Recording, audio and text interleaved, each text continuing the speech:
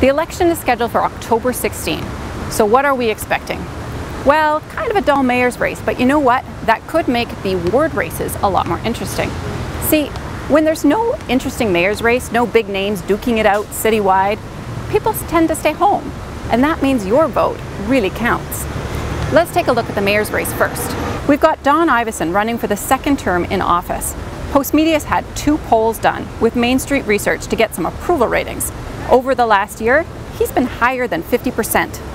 That's not unexpected. Over at the U of A, I talked with Jim Lightbody. He's a political scientist who watches local elections. And since at least the 1950s, every mayor won their first re-election. More than that, it was a cakewalk every time.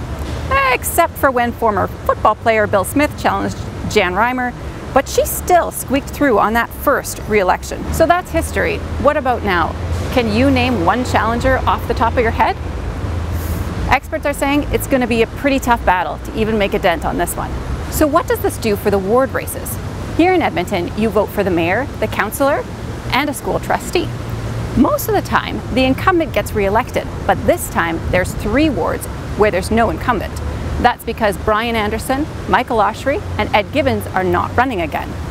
So if you live in these 3 wards, it's going to be interesting for sure. In Ward 5, you have 5 women vying for the role, plus 2 men. Ward 5 is from Laurier Heights, Rio Terrace area, to further west, right to the edge of the city past the Anthony Henday. In Ward 4, you've got lots of candidates, somewhere around 13 at last count.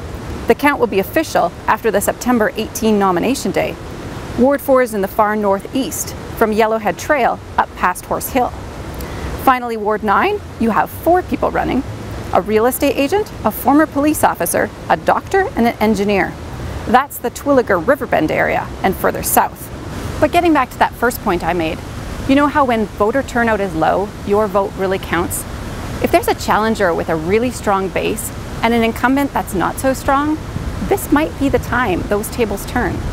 It just depends who gets their voters out. So take some time, figure out what you believe in, figure out who you want to represent you. Yes, you can vote if you're renting. You pay property taxes through your rent.